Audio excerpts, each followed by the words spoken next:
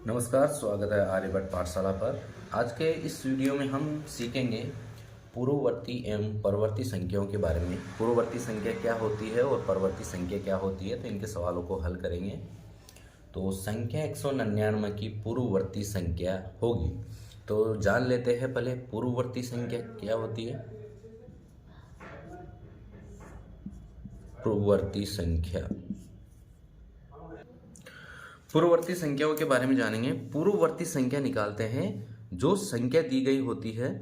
किसी संख्या की अगर हमें पूर्ववर्ती संख्या निकालनी होती है तो उसमें से हम एक माइनस करते हैं, तो वो जो संख्या होती है, दी गई संख्या होती है, उसकी पूर्ववर्ती संख्या हमें प्राप्त हो जाती है। पूर्ववर्ती संख्या। तो यहाँ पर 199 की हमें पूर्ववर्ती संख्या निकालने हैं। 199 की पूर्ववर्ती संख्या, 199 की पूर्ववर्ती संख्या होगी। 199 में से हम एक कम कर देंगे तो 198 हमारे पास में, जो ऑप्शन नंबर हमारे बी सही आंसर होगा। ऑप्शन नंबर बी में 198 199 की पूर्ववर्ती संख्या होगी। अगला सवाल है संख्या 13 की परवर्ती संख्या होगी। संख्या 13 की हमें क्या निकालनी है? परवर्ती संख्या निकालनी है। तो परवर्ती संख्या कैसे निकालते हैं? परवर्ती संख्या ऊपर की ओर, तो जो संख्या होती है उस संख्या में हम एक जोड़ देते हैं। उस संख्या में क्या करते हैं? एक जोड़ देते हैं, तो हमें परवर्ती संख्या प्राप्त हो जाती है। तो 13 की संख्या, 13 की परवर्ती संख्या, 13 में हम क्या जोड़ देंगे? एक जोड़ देंगे, तो क्या हो जाएगी? 14। तो 14 क्या है? ऑप्शन नंबर बी हमारा सही आंसर होगा। यह है परवर्ती संख्या।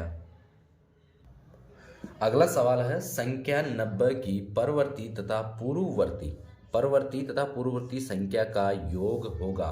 तो 90 की हमें परवर्ती और पूर्ववर्ती संख्या निकालनी है। तो संख्या 90 की परवर्ती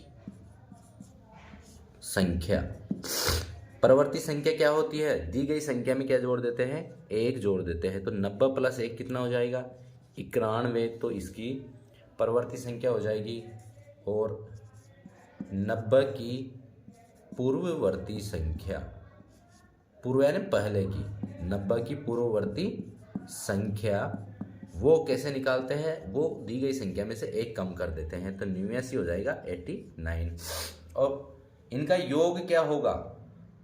90 की पूर्ववर्ती तथा परवर्ती संख्याओं का योग। हमारे पास संख्या है 91 प्लस 89, तो ये हो जाएगा 1 और 9, 10 की 0 हासिल का 1, 9 और 1 हासिल का 10, 10 और 8 18, 180 जो है ऑप्शन नंबर डी में हमारा सही आंसर होगा। बिल्कुल विस्तार से ये सवाल को बताया है, एकदम बेसिक से समझाया गया है। तो ऐसे सवाल नवोदय विद्यालय की परीक्षाओं में, सैनिक स्कूल और देवनारायण गुरुकुल योजना की परीक्षाओं में पूछे जाते हैं। कक्षा 5 के जो विद्यार्थी है वो कक्षा 6 में प्रवेश के लिए परीक्षाएं देते हैं। तो ये हम जो पढ़ रहे हैं ये उन्हीं से संबंधित गणित के सवाल है। अगला सवाल है संख्या 500 तथा 600 के पूर्ववर्ती संख्याओं का योग क्या होगा? संख्या 500 तथा 600 के पूर्ववर्ती संख्याओं का, तो 500 की पूर्ववर्ती संख्या क्या होगी? 500 में से एक कम कर देंगे, तो ये हो जाएगा 499। ये क्या है? 500 की पूर्ववर्ती संख्या। ये तो 499 हो गए। उसके बाद में 600 की पूर्ववर्ती क्या हो जाएगी? उसमें से भी एक कम कर देंगे, तो हो जाएगी 599। इन दोनों का क्या कर देंगे? योग कर देंगे। 9 9 18 का 8 हासिल का 1, 9 9 18, और 1 19 का 9 हासिल का 1, और 1 और 4 5 5 5 10 हो जाएंगे। तो 1098 जो हमारे ऑप्शन नंबर डी में सही आंसर होगा। अगला सवाल है संख्या 900 के पूर्ववर्ती तथा परवर्ती संख्याओं का अंतर बताओ। संख्या 900 की जो पूर्ववर्ती और परवर्ती संख्या है उनका अंतर हमें बताना है।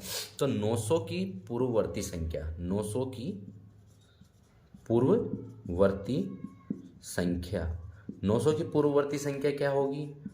900 प्लस 1, तो ये हो जाएगी 900 माइनस 1, 900 माइनस 1, तो ये हो जाएगी 899। और 900 की परवर्ती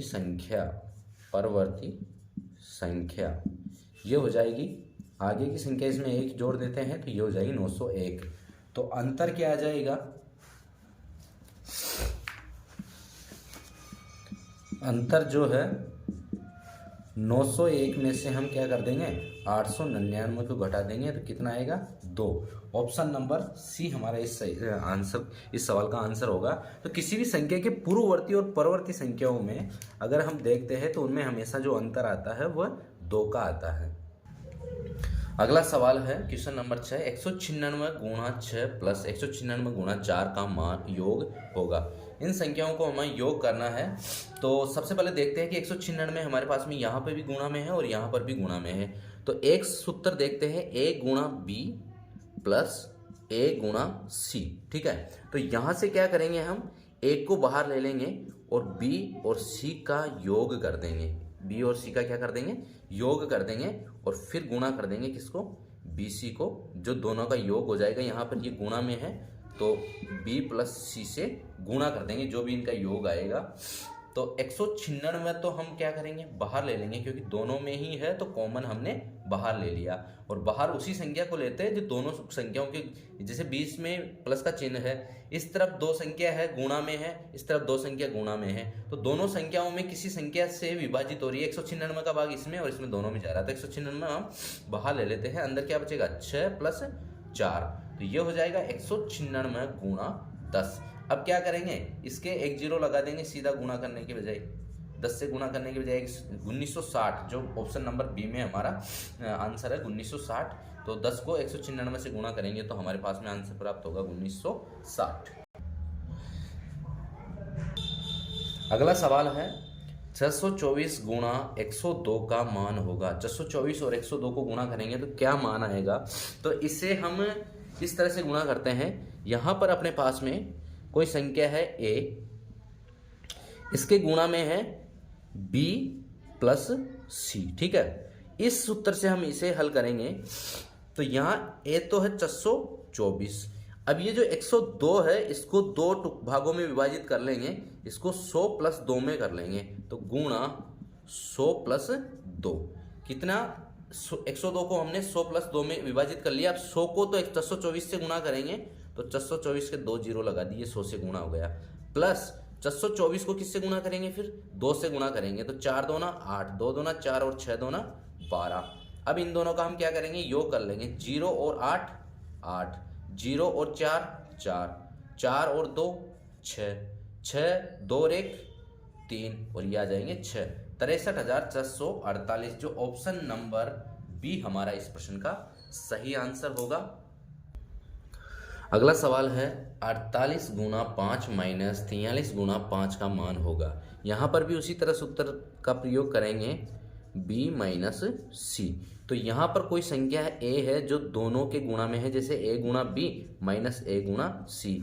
तो ये जैसे हमने यहाँ पर देख रहे हैं 48 गुणा 5 माइनस 43 गुणा 5। अब ये 5 को हम a मान लेंगे। ठीक है, 5 को हम क्या मान लेंगे? a। तो a को बाहर ले लेंगे, 5 हम बाहर ले लेंगे, गुणा यहाँ है 48 माइनस इसमें कर देंगे 43। तो 5 गुणा 48 में से 43 गए 5, और 5 को 5 से गुणा करेंगे तो 25। तो हमारा आंसर क्या हो जाएगा? 25। ऑप्शन नंबर सी हमारा इसका सही आंसर हो जाएगा। अगला सवाल है 364 प्लस 106 प्लस 36 का मान होगा। तो यहाँ पर हम इनको किस तरह से योग करेंगे? 364 को हम 300 प्लस 64 लिख सकते हैं, उसके बाद में 106 को हम 100 प्लस 6 लिख सकते हैं, और 36 को हम लिख सकते हैं 36 का 36 ही रहने देंगे, यहाँ 36 का 36 रहने में सुविधा रहेगी। वैसे हम इसको अलग भी कर सकते थे। तो 300 और 100 हो जाएंगे 400। ठीक है, 64 और 36 हो जाएंगे 100, तो ये हो जाएंगे 500, और 500 में हम जोड़ देंगे 6, तो हमारा इनका मान जो आएगा 506 आ जाएगा। ऑप्शन नंबर बी हमारा इस सवाल का सही आंसर होगा। तो नवोदय विद्यालय देवनारायण गुरुकुल योजना से रिलेटेड मैथ्स और हिंदी ऑल सब्जेक्ट जो आते हैं उनमें सिलेबस में, वैसे वीडियो देखने के लिए हमारे चैनल को सब्सक्राइब कीजिए और जुड़े रहिए आर्यभट्ट पाठशाला से। धन्यवाद।